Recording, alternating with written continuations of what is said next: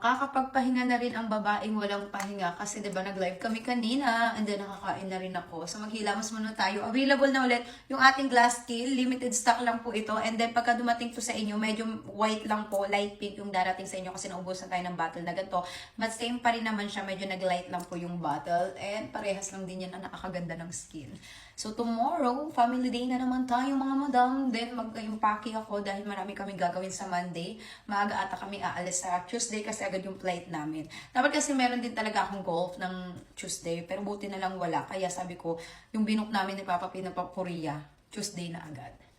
Magmumukbang tayo doon mga madam. So, buti na lang. Tapos na yung 6-6 sale at nakapag-live na ako. Actually, kanina, ginanahan kami mag-live ng kapatid ko. Parang, ang bilis ng oras pag nagla-live ka pala. Si Papa Pingay, pinuntahan niya na ako. Sabi niya, lulutaw ako matatapos. So, kaya nag-end live na rin kami.